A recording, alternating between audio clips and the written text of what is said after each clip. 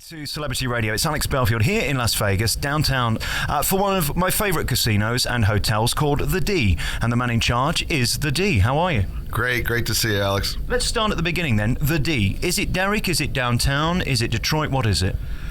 You hit all three of them. You're exactly correct. When we decided to rebrand the property and renovate really all 34 stories, all the suites, all the hotel rooms, we knew we had to come up with a new name, and it really came to us, and it really stands for all three of those. It really stands for downtown Las Vegas. It stands, it's a little bit of a tip of the cap to my hometown, which was Detroit, my original hometown, and all my friends call me D, so that's kind of how it happened. Congratulations on this property. Firstly, there's a great energy about it. You go around a lot of the bigger places, which are newer and have these multi-billion-dollar budgets and all of that, and they're kind of soulless, some of them, not all of them. But when you come here, there's a real heart about your casino floor for a start. There's an energy. Is that to do with the long bar, the music? Is it all planning and that you've worked hard to create? You know, for me, I used to come on holiday to Las Vegas a few times a year. And back when I was younger, I always thought, if I ever had a chance to run a casino or I ever had a chance to own a casino, what would I want to do? And I've really orientated this around a property that is fun. And when people come, we have to be respectful that they're giving us their time and they're coming on vacation, they're coming on their holiday. And I just want to provide an experience where they walk out and they say, I had the greatest time of my life and I can't wait to come back. Your rooms are spectacular. I mean, they're far bigger than anything you're going to get uptown, certainly for the same money.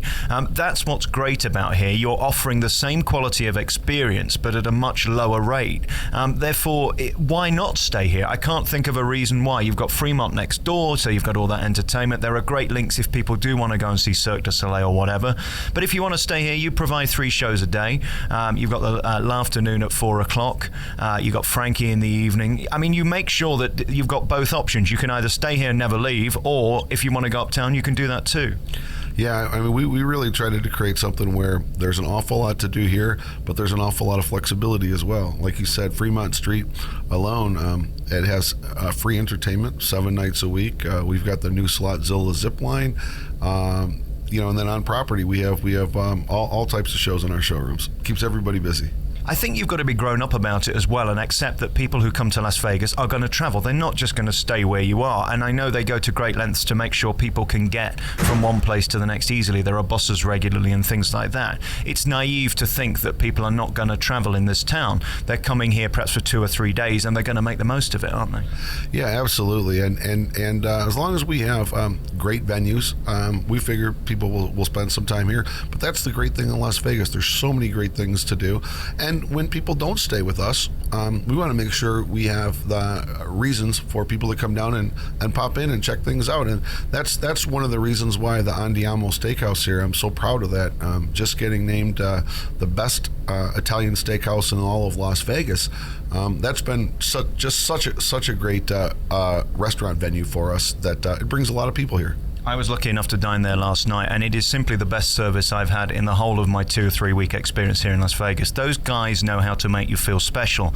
And what I loved about it, there was one thing I didn't love about it, which was the fact that I had to send so much back. I mean, these guys give you a meal, don't they? I mean, some of the appetizers are as big as an entree. That's true. They do serve some healthy portions, but hopefully you have a little left over to take a bite today.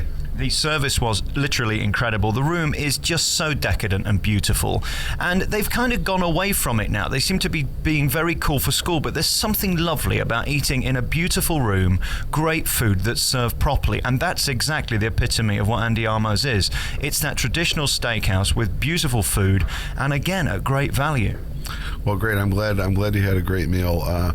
We hear this time and time again, and it's just a terrific restaurant, and it's something I do highly recommend to everyone. And of course, a little bit of Detroit brought here to Las Vegas, one of the most famous steakhouses there.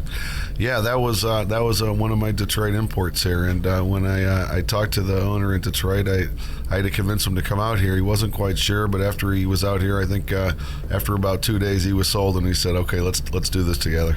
Derek, let's talk about what it's like being you. How do I get my own casino? How do I build this empire you've got, not just one, but 2, and then make it a success and still be here year on year?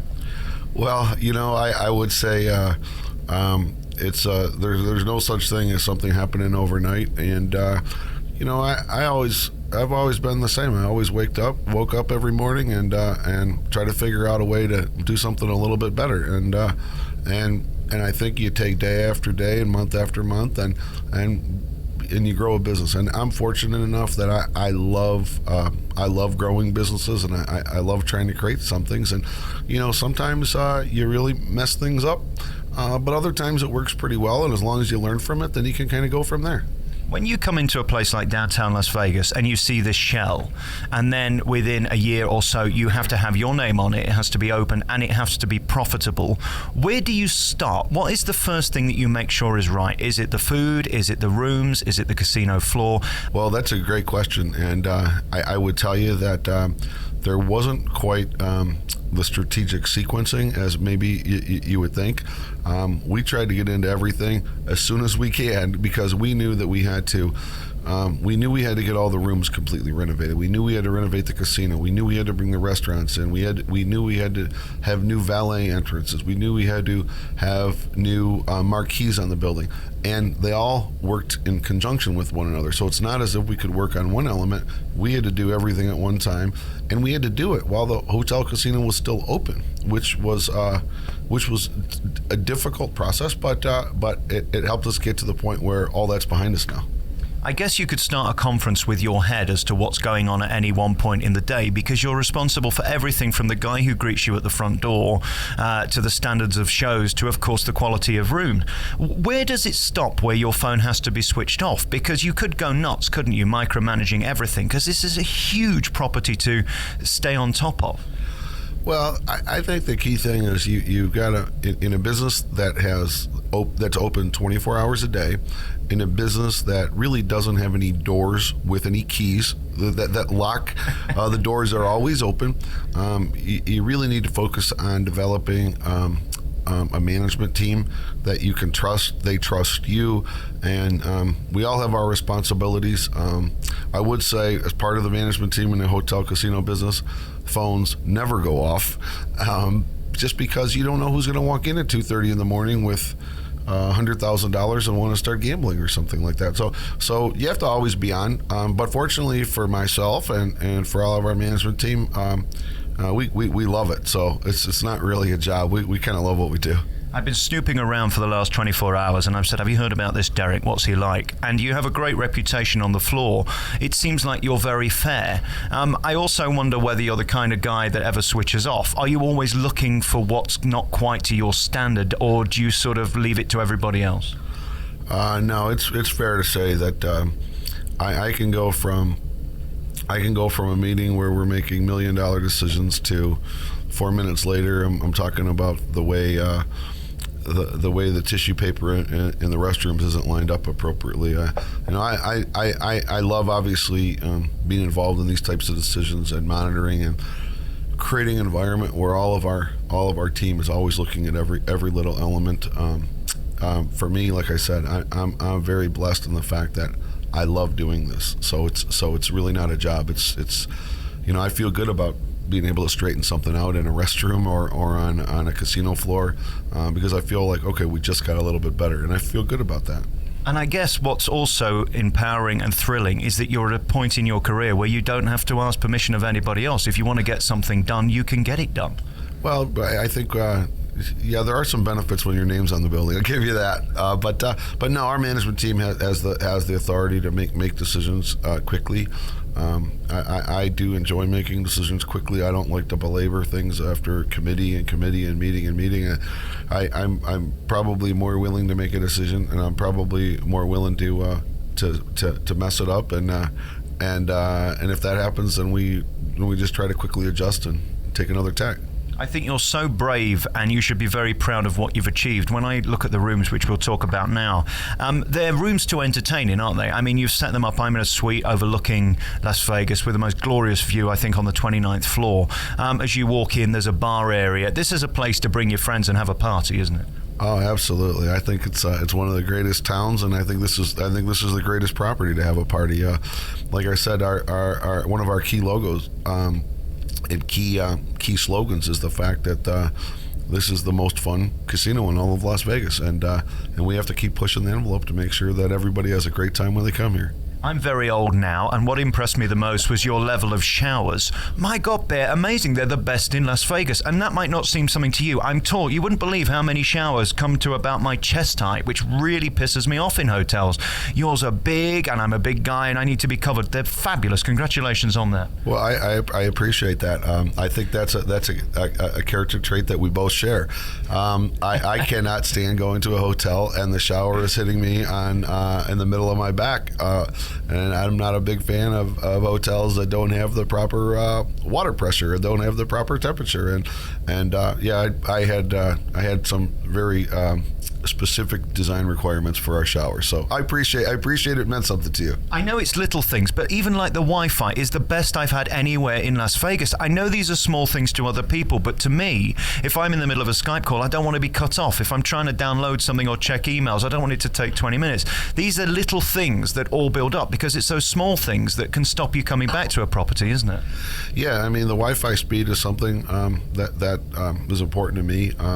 We do our speed tests, and we're always trying to be a little bit better on our upload speed, our download speeds, and I would say, from a competitive perspective, we think that that's an advantage, and we think that helps our customers out, and it attracts people, and not everyone notices it, but if you do enough of those little things, there's going to be a few points that some people are going to appreciate, and I think that's how you end up growing a loyal customer base and a customer base that likes to talk about the property.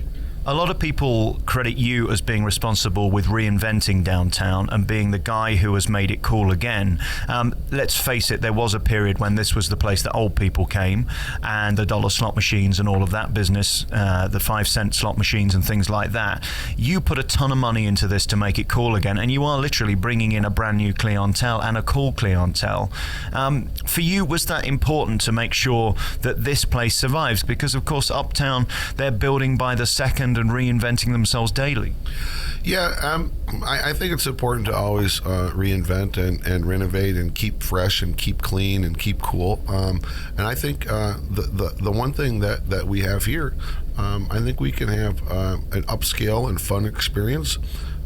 People sometimes ask me, well, are you competing with the Strip? And I generally say, well, not really, because I'm not competing with a $4 billion tower, but they may have a bigger physical asset, but I have one advantage over them, and my advantage is that if somebody has a $4 billion tower in today's day and age, they have $4 billion in debt. We don't have the debt here, so it still allows me to sell a beer for $4 or $5, and something unlike on the Strip where a beer or a drink may cost $12 or $14. So I think it gives everybody a little better opportunity to get a great experience with a little less price. I stayed in a Strip property the other day and said, could you bring a coffee to my room? They charged me $22. I don't care who you are, that's an insult, isn't it? Yeah, I mean, you're exactly right. It doesn't really matter how much money you have. You can be offended by some of the pricing, and when you have some really wonderful properties with an awful lot of debt, basically they've got to be able to pay for the debt, and that's through higher prices, higher room rates, much more expensive food, and that's really one of our advantages, we feel. And of course, with having a property this size, I can get from the car park to my room within seconds. It can take 20 minutes in some of these other places. That for me is a great relief. And I think for people who are here for an extended stay, whether that's 3 days or above, these things are going to matter. And that's another great advantage for you. Yeah, I agree. I mean, I think that the convenience is terrific. I mean, you can get off the elevator, go make a bet on the sports book. You can jump right out. You're right at the world famous Long Bar and watch your favorite football game or baseball game or soccer game, and you could be right there. So I think the convenience is terrific. If you want a quick snack, there's the D-Grill, which I ate in this morning, which is tremendous. Beautiful room and serving sort of diner food to a very high standard. Very nice. The ribs were delicious. Last night, again, Andy Armour's was just terrific. One of the best meals I've had here and the best service I've certainly had in Las Vegas by a mile. And again, so generous with the portions and hospitality. And your rooms, again, size of them, bigger than anything you're going to get pound for pound anywhere in Las Vegas. So congratulations. It was a great honor meeting you, and thank you for your time. Well, thank you. I'm glad you had a great experience. I appreciate the the opportunity to be on, and I'm like I said, I'm very glad that you had some great meals, and hopefully I get to see many of your listeners at some point. See you back in Detroit. All right, see ya.